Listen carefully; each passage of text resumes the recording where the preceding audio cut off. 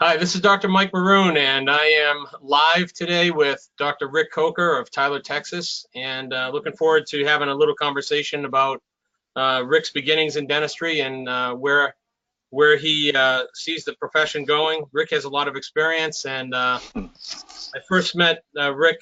God, I think it was over 20 years ago, Rick. I think I first met you at we met online, and then we became friends through Generation Next, and then subsequently Ace, and now we're in Smile Source together. So I know that you are somebody who has a lot of wisdom in dentistry. You've seen a lot, you've done a lot, and I'm excited to have you on the podcast today to be able to share your story with the folks who are watching us. So go ahead and tell us a little bit about yourself. Tell us about your life, where you were born, when you started in dentistry, when you got out of school, if you want to share that, that long ago, and tell us a little bit about Rick Coker. Great. I'm excited to be here, Mike. I grew up in Waco, Texas, born in 46, graduated from Baylor in 68, went to dental school at the University of Texas Dental Branch, graduated in 72, moved to Tyler, Texas then with one child, Shay, and subsequently had a couple more, and started my practice up not knowing any better, just came to Tyler. It looked like a nice town, and even though all the dentists I went to visit, they said, well, you shouldn't come here, we got too many, that's that old story. But set up and got to work, and probably the most important thing, I think, in dental school, my last year in dental school, we had both Omer Reed and Bob Barkley speak to our graduating class, and it was like a light bulb went on, that you actually could be halfway intelligent and be a dentist, because my faculty members were not great models for me. These guys were sharp and articulate and were going somewhere. So after graduation, I think a year or two after there, I went to a Dallas midwinter, and Omer was speaking, and he was demonstrating his 90-second crown prep. And that just blew my mind, the whole thing of 90 seconds, and so I started becoming involved with Omer, and I stayed involved. I'm still talking to him fairly frequently, even though he's not in the best of health now. He's 85, I believe. Went to see Pete Dawson in 1976 with my 4-year-old son in tow, and that was mind-blowing. That was like, oh, wow, this is great stuff. So that was a very important part. So I went through all three of his seminars, continuum, whatever you want to call it. And then 1980, I went to Pankey, and that was also very important. That was back at the old DuPont Plaza Hotel down in downtown Miami, which is no longer there. So that was all within like the first 8 years of you being out of school. You saw Omer, you saw Bob Barkley, you saw Pete Dawson, and then you went to Pankey. I mean, those are four legendary figures in dentistry, and it's interesting. It would be interesting to see how many younger dentists who recently graduated, like within the last 10 years, even know who those names are or recognize those names. But, I mean, that's some pretty amazing company that you were able to learn from in the first 8 years. And I want to just ask you a question. You said you moved to Tyler. Did you open up your practice just from scratch, just, started a brand new office, or did you buy something else out? No, started from scratch. Borrowed $25,000 to two operatories and office equipment, and my dad had to co-sign because nobody knew me, but and I didn't know anybody in town when I moved here. I really didn't. My real estate agent was my first patient, and so we came in, bought a house for another $25,000 back in the day. So we just kind of came with a lot of faith and optimism, and it's worked out. You just don't know. But was Tyler a booming community back then, or was it just like an up and coming place for? It's always been a wealthy little city. It's kind of the oil center for East Texas. So one of the big oil fields, the East Texas oil field, was in Kilgore, which is about 20 miles away, and so it's always had a pretty good consideration of wealth. The last 10 years, it has really started growing again, It's kind of up and down, but it's always been pretty steady and pretty wealthy, uh, which makes it a nice place to live. You know, the amenities are nice. Uh, it's not like Stamford, Connecticut, or something like that, but it's a nice quality of life kind of city.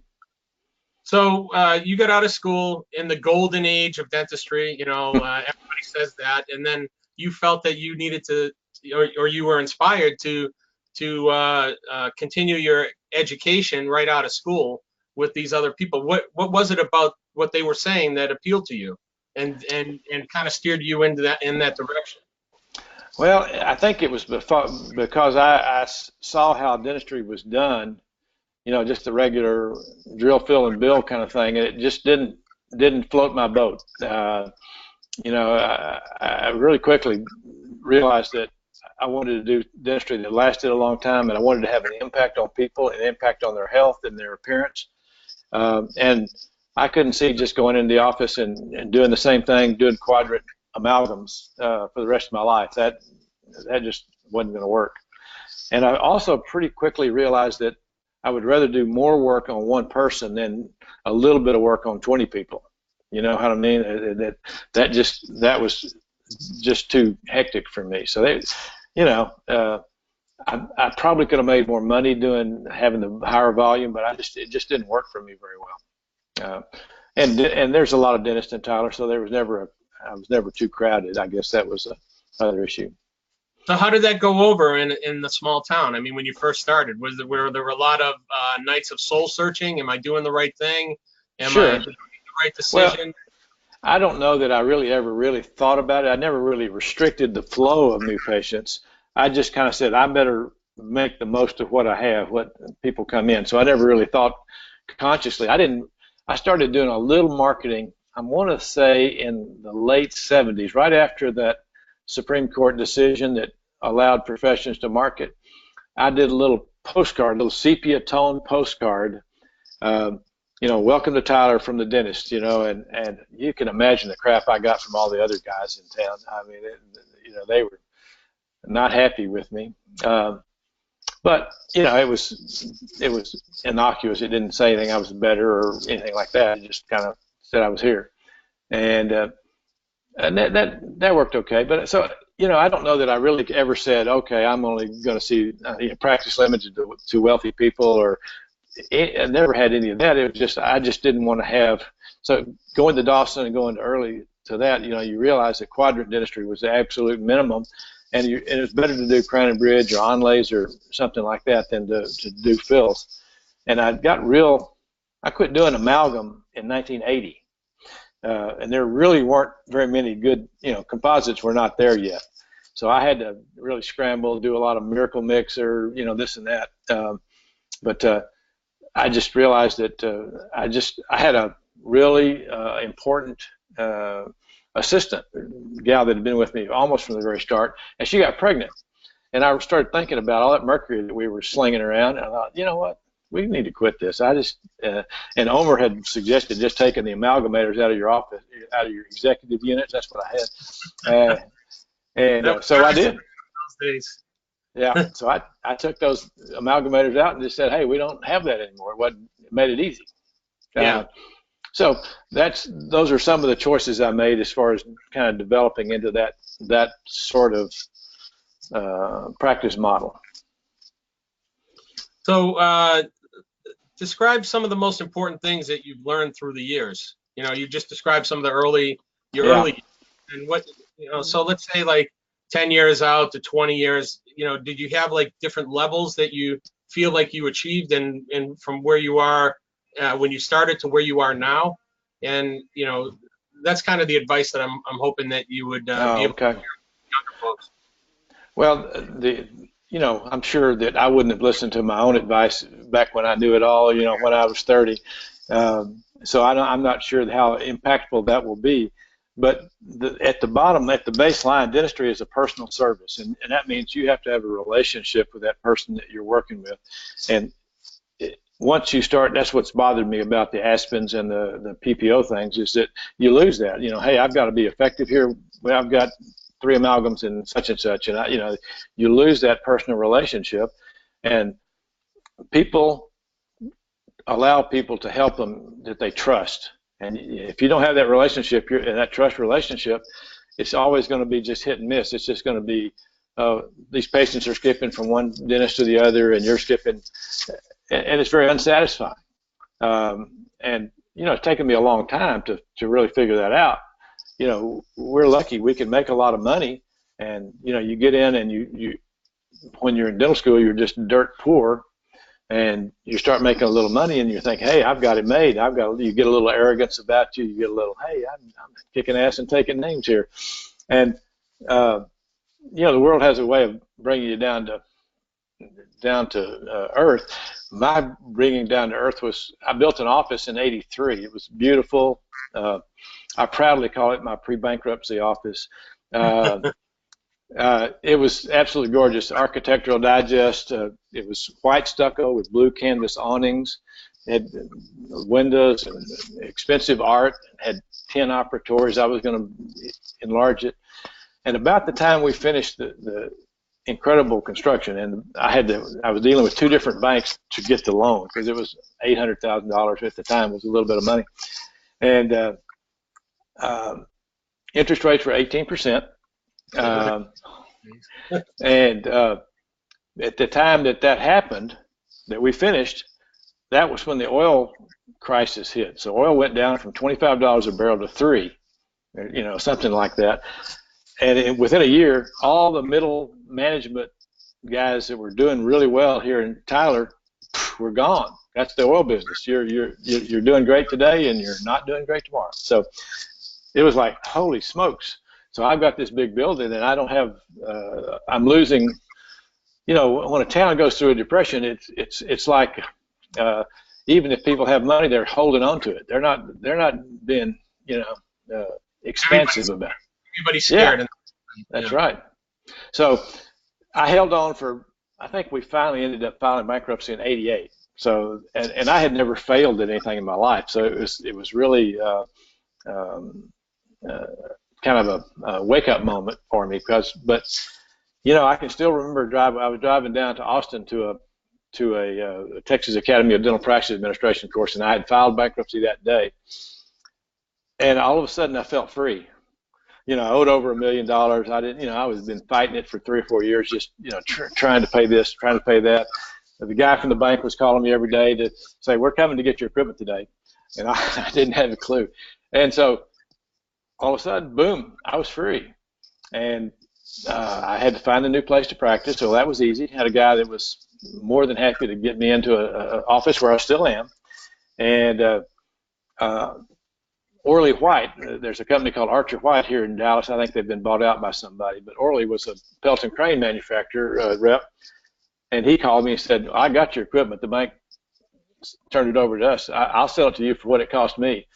And the world is a friendly place if once you decide that it's a friendly place, and people were going out of their way to help me, even though, and I was glad I hadn't been rude to anybody or too arrogant, that they were still willing to help. And so we set up and going, and Mary Paroline, who's been with me for 30 years now, she was I hired her right at that point.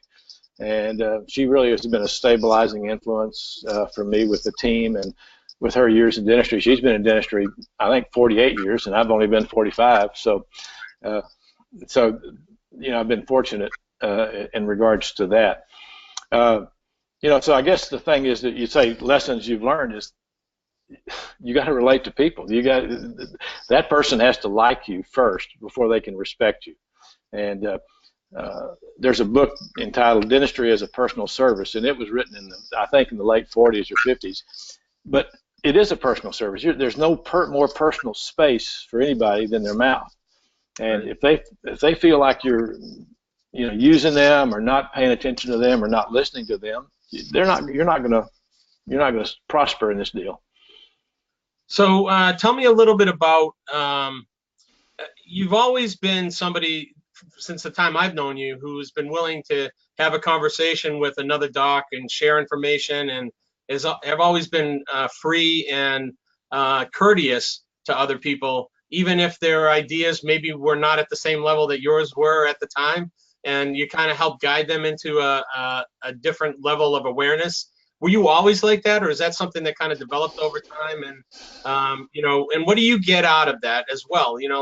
Helping other people. Is that something that is really important to you as far as your life and your career in dentistry? Well, it's just part of the same flavor that in your practice. It's about helping people, and you hate to see people make mistakes, whether it's in their dental life or in their personal life. And you never turn down a dentist that say, "Hey, I've got this issue, I've got this case, I've got this." You're going to say, "Hey, I'll do anything I can." And Omar Reed probably was really good about that. He talked about the proverb that says, "The hand that scatters gathers." In other words, the more you give away, the more you get back. And it's so true. And so, I mean, I never felt like I was in competition with the other guys. I just never, 50% at least of the people in the country don't go to the dentist at all. So there's a huge pool of people that aren't using dentists. And so to see a guy down the street build a big office and oh my God, he's taking all my patients, that's just crazy thinking. That's just very negative. And dentistry can get real negative. So I just never felt like there was anything but good to come out of that. You know what I mean? Yeah, absolutely. So tell me, you've been involved with a lot of different organizations in the past. Why did you get involved with Smile Source? A good part of it, the financial aspect is good because it obviously pays for itself more so. And I'm not that point in life where that's as hugely important as it was 25 years ago or something like that. To me, it was greatly about getting the band back together. All the guys that I've been close with for 25 years, Gen X and ACE and even other email groups and IDF, whatever people that I've known had contact with. It's nice to have that personal connection, and I'm hoping the exchange will grow and grow to where people realize that you can be online with somebody and not know them, and it's different. Once you know somebody, it's easy to call them and say, "Hey, who's good at this town, or who can I send this patient to?" Whatever. And if it's just an address, an email name, you don't know. I mean, you kind of get a flavor, but so the connection with the other professionals is probably the biggest thing for me. CE opportunities, I always feel like there's so much I need to learn. The more you know, the more you don't know. Somebody once said that knowledge is like an island, and the shore is where you're not sure, you don't know much. And the bigger the island, the bigger the shore is. The bigger amount of things that you don't know. And like you're doing with the Teeth by Tomorrow, that's a brand new. I can't decide if I really want to get into that or not, but it looks like you guys are having fun. So how do you that you bring up a good point, because, and this is something that I'm sure a lot of people are dealing with and struggling with, is how do you live with yourself, so to speak, when you don't really know everything, and then let's say you go to another course and you learn. Like, I know you're very involved in the T-scan and occlusion and DTR and all this other stuff. Mm-hmm. How before you knew all that stuff, now you come back and you learned it. How do you live with yourself, so to speak, and get through the day saying, "Oh my God, I may have screwed all these people up"? I mean, is that something that you deal with? I mean, because I know other people deal with it as well. Sure. I mean, just how you deal with it on your own. Well, it's at the point of saying, look, I know that I'm going to bring my A game to every patient today, knowing that tomorrow I may know something more better. That's the way science advances, and I can be wrong, or probably not wrong, but maybe incomplete. We can probably get somebody pretty close to okay with their bite with articulating paper. It'll work. But with a T-scan, I get there quicker and more effectively, more efficiently. I can get it precise. So it's not like all of a sudden it's all the things you learned at Pankey or Dawson are wrong. It's just I can get from where I want to be, to where I want to be much more quickly. So, yeah, I've done that, and I've had failures. Gosh, bonding failures where you're using something that some company, Targus Vetris, technology that was just going to be the cat's meow, and then 5 years later you're replacing all of it. And people don't care about that. If you stand behind what you've done and you say, man, this didn't work, and that's my fault, or we're going to take care of you. There, somebody once said it's after you've had a problem with somebody and you've kind of worked through that. That's when you have a real relationship. Because anybody can go into a store and buy a new car, but that same sales guy takes care of you after you have a problem. Then you have a beginning of a relationship. So I haven't found that to be a problem. Every now and then I kick myself. I wish I had gotten into implants 20 years ago. But I didn't. I wish I bought Apple stock 20 years ago too. Yeah, that's right. Or Tesla even. Yes. So tell me a little bit about what do you like most about dentistry? What do you like least about dentistry? Well, I've been fortunate in that the things that I like the least I've kind of eliminated. That's not on the menu anymore. And so I don't feel bad about saying, you know what, there are guys in town that are really better than doing this. And I've got a great root canal endodontist in town, and I mean, he's world class. And got two of them, and so boom, I don't have any problem because, I just felt like I sucked at molar endo, and I just don't enjoy it. I really like aesthetics. That's kind of what we're focusing. In fact, Melinda has done a new website for me. You ought to go take a look at it. It's www. For those who don't know who Melinda is, that's his gorgeous wife of I don't know how many years, but only 51. 51. And wait, you got to tell the story of how you guys met. She was a flight attendant, right? No, actually, no. When I met her, she was working in the library at Baylor. Oh, gee. And the lady that she worked with was a secretary to the librarian, and she was a lady whose husband worked with my dad, and growing up in Waco, and so he said, go by and see. Her name was Faye Hitt, and he said, go by and see Faye, and so I walked in and said, hello, Mrs. Hitt, how are you? And then this gorgeous blonde walks out and looks up and says, smiles, and then runs right into the desk, almost falls over. I was like, hey, that was kismet, But so we started dating and finally got married. Last year at Baylor, we were married, lived in married student housing. So been through a lot together, and she's so much. Yeah. She's such a harder worker than I am. She's written 3 books on diet and cancer, diet, and just a diet book. She's doing work with people on their weight control. We're both vegans. We've been vegans for about 10 years. She cooks every night, and she did my website. Like I say, it's www.tyler-smiles.com, and it's all about what I'm trying to niche myself is cosmetics. And her inspiration was a book entitled Badass Your Brand. It's really an interesting deal because it talks about niching, stopping trying to do everything for everybody and deciding what your niche is. What are you really good at? And do more of that. And so that's kind of advice that I found good. And it's hard, a friend comes up to you and says, I might need Invisalign. I go, no, I don't do that. I'm sorry. Let me get you to somebody that does. But we've done some 6-month smiles, and then I just didn't realize that a lot of times you don't get the occlusion that you want with short-term ortho. And if you're doing the T-scan and the DTR, hey, I need to have cuspid rise. I need to have this. Can I do it with that? And sometimes it's not easy. So that's kind of the base there. Okay, so let me another question that I'd like to ask you, and this is more of a personal thing, is what makes you happy? Like, how do you enjoy life? Not necessarily in dentistry, just like in life in general. Like, how do you find that balance between, you're a CE junkie, you love the dental profession, and at the same time you have to live your life. So sure, you have a wife, you have beautiful family, children. I know you have grandchildren that you enjoy. So how do you find that balance in this crazy environment that we work in? Well, fortunately, we have winnowed down our hours in the office to about 28 or 30. So I work Monday 8 to 5, Tuesday and Wednesday 7 till 2, no lunch, just work straight through. And then Thursday work 7 to noon.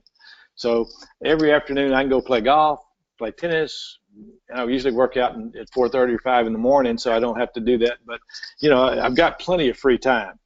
And so, like last weekend, we were in Cincinnati with my youngest son's two granddaughters, or his daughters, and we're leaving in a few minutes to go down to Austin to see the other two granddaughters. So we spend a lot of time with family, but it was interesting, and I'm glad you brought that up. There's an article in Medium. I don't know if you've read this. There's a online magazine called Medium. It's really interesting. This guy interviewed a good number of 90-year-olds, and his questions to them were, what things made you the happiest, when were you the happiest, and what things do you regret the most?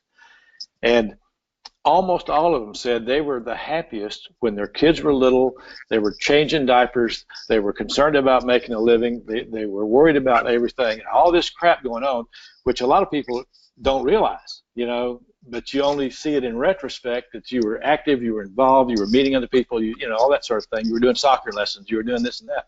And very few of them said they were the happiest once they retired and had plenty of money. Yeah. That is okay. But I was in a conversation on one of the dental networks on Facebook, and everybody's saying, well, I'll be so happy when I'm financially free. And you go, no, maybe not. Because, retired people aren't any happier than anybody else. They just have different problems. And wealthy people are not particularly any happier than anybody else. They just have different things to worry about. If you're having to scramble to put food on the table, that's fine. But you know what I'm talking about. It's not, having a number of zeros after your bank account is not really going to necessarily make you happy, I don't think. So my feeling is, and I flirted a little bit about talking about retirement. I had a little issue with my eye, and I didn't know what it was. Called a central vein occlusion in my retina on my right eye, and I just noticed that things were getting kind of fuzzy. And I went, what the heck's going on? So he said, well, we don't know what. The retinologist said, I don't know what's causing this. She said, nobody knows. It's not related to your health, all that sort of stuff. It's just kind of an accident. But I thought, man, that's God telling me it's time to hang it up.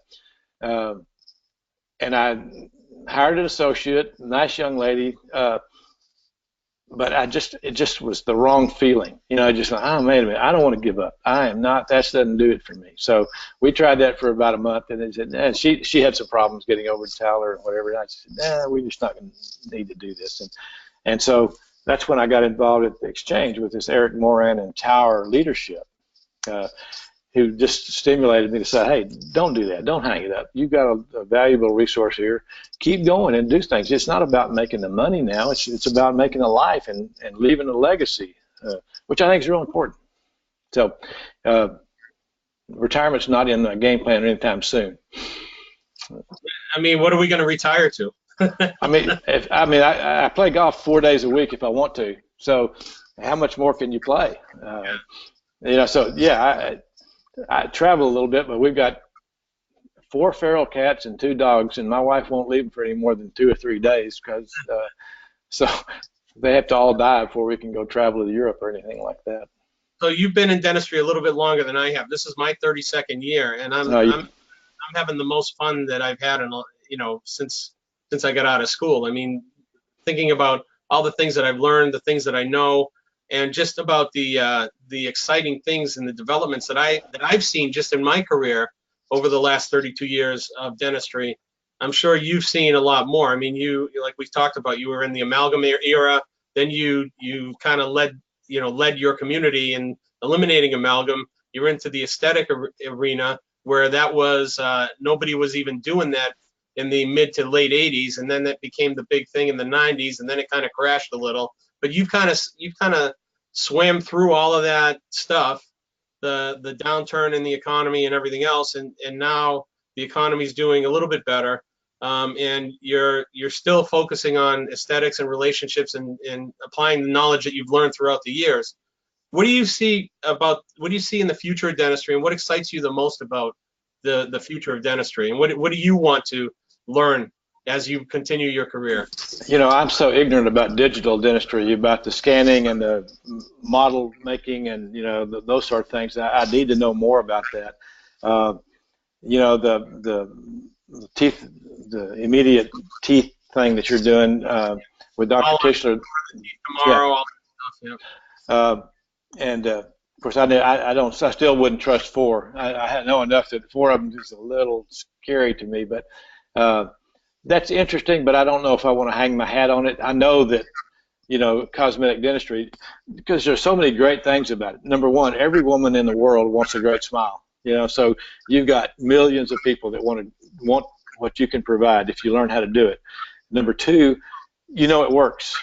And you're working with healthy people. Most of my patients come in and say, it's time for me to get my smile. They don't have gum disease. They may have malpose teeth, but most of them, they have no pocket depths. They have, may have a little recession. They have this and that, but they're healthy and they're health oriented.Ey're kind of going, hey, I'm working out 3 times a week. I'm trying to eat right. So that's a select population that I feel comfortable with. So I'm not trying to save anybody. Take somebody that's just total wreck and make them good. I've done some of those things. I'm sure you have too, where somebody's smoker, drinker, and you have to take their teeth out and you put implants. Well, half of them keep doing the same crap that they caused them to get in that trouble to begin with. So you're dealing with implants failing, maybe 5 years from now, but you still have to worry about it. You kind of go, look, I'm not in the salvation business here. I'm trying to help people look better, and it's going to last longer than any other cosmetic procedure they can have done. The facelift or whatever. I had a plastic surgeon get over me one time and said, "Coker, you're so lucky." I said, "Why is that?" He said, "My patients hate me for 9 months." He said, "Your patients are good right then. You're done." I said, "Well, that's true, because we are. I have to get used to it, but it's a lot of fun." I was just writing my wife's after me to write a little book about that I can put on the website or something. And I still remember the first patient that really this kicked into me. He was named J.M. Talbot. It was like 1974. He was missing his front 4 teeth, and he'd broken a partial or something like that. And that was my first big bridge. You go, what the heck? I don't know. We didn't learn much of that in dental school. And but we had a technician in town. Homer Fairhurst was his name. He was a very precise, almost arrogant guy, and he didn't like dentists to kind of make fun of him or belittle him. So he wouldn't take that. But he was an excellent technician, and he kind of guided me. I tell you what, I've learned more from dental technicians than I have from any other dentist. They see the real you. They see your preps. They see your impressions, and you find one you have a relationship with. They say, you need to start doing this. This needs to be better. That's just an aside. But anyway, we did that 6-unit bridge, and when I put that in, and he smiled, I went, holy shit! That lifted my spirits right then. That was a great time, and that's when I knew that's kind of the area of dentistry I wanted to go in. That just, because it changes the whole deal. All of a sudden that guy's got a smile. So he went from disfigurement to a nice looking guy. So I'll always thank him. So I'm kind of sensing the whole theme of this conversation. We've been talking now for a little over 30 minutes, almost 40 minutes. But the majority of the conversation has been, the thing that excites you, and what I'm getting is you love making people feel good about themselves. You love making them look better. Their excitement and that excitement feeds you as well and gets you excited about dentistry. And you pay attention to detail. You do excellent dental work. Otherwise, you wouldn't still be in business. And you work with some amazing laboratory technicians who have a relationship with you where they can go back and forth and tell you, hey, this looks good, this doesn't look good, let's tweak it this way. Instead of having an adversarial relationship with a lab tech, you look at it as they're part of your team, right? And sure. I think that's a good message for a lot of people to get from listening to this podcast. Go ahead. Yeah, I was just going to say that one advice there is, if you get back materials or crowns or bridges, whatever, from the lab and they're just not working for you, look first to yourself and your procedures instead of blaming the lab, because that never gets you anywhere. Hey, is it my impression material? Is it my scanning ability? Is it my tissue management? If it's bleeding and how can you find a margin down there? Well, I hope it's there, and turn it over to the technician and hope he makes chicken salad out of chicken shit. Well, that ain't going to work, as it were. Well, that's okay. I mean, you can blame yourself, but to the patient, we're going to blame the lab no matter what. That's right. They screwed up. So yeah. I want to kind of wrap this up a little and just ask you if is there anything else you want to talk about that we haven't already discussed? Some message that what you would like to say, like if these were your final remarks to the dental profession, what would you want the profession to know about you? Well, what I'd say is that the most important thing for any dentist is, number one, take care of their own health, be in charge of their own health, because you're not doing anybody any good if you're in a hospital or in a wheelchair or disabled. Take care of your family, because if your family's ailing, then you're not going to be happy, you're not going to be fulfilled. And then take care of your profession. Don't be afraid. I wish that the dental politics, the ADA, TDA, and all that stuff was a little cleaner, because it's really kind of confusing, and it seems to, smoke-filled rooms and people moving up because they've been in it a long time rather than they have something to say. But you can be involved in dentistry like you've done all these years, and not been a part of any organization. Say, hey, I'm just trying to be out there and help people. And I think that interviewing dentists and getting their perspective like you're doing is a great way to get across to people. So I figured that today I would be more the cannon fodder, the first one to work out your systems on. But it's hard for anybody to say, well, I've got all this wisdom I'm going to lay down for everybody else, because I've made so many mistakes that if I started counting them, I wouldn't sleep. But see, that is the wisdom right there. Is the number of mistakes. I mean, I don't think that you can consider yourself successful unless you've tried things and have had the failures, and then you work your way through them. And I think that's what makes the most successful people, is working yourself through the challenges that we face. You talked about your personal history. My personal history. We've both faced significant challenges in our life, and I think that's what spurs us both on to want to share and give to other people and to help them overcome some of the challenges that they face. Sure. So I appreciate you taking the time out of your day. Happy to do it.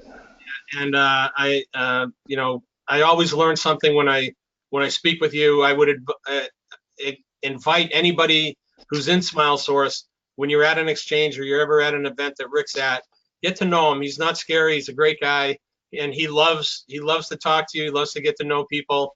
Just he's as genuine as he is in person as he is on this podcast, and maybe even more so. And he will be your friend for life. And I really appreciate your friendship, Rick, in my life, and your guidance as well, because a lot of times you don't hear how you've affected people, and you don't realize how you affect people just by the way that you carry on and the way you share information. But you have had a very profound impact on my life, and I appreciate you being the first guinea pig for this podcast. Yeah. And very much for that. Glad to do it, Mike. Glad to do it. And if it fails after one time, we'll know that wasn't a very good. We both screwed up. All right. Well, say hello to Melinda. I'll do it. Tell Debbie hello, and your kids, and I'll just talk to you soon. All right. Thank you. Bye. Bye.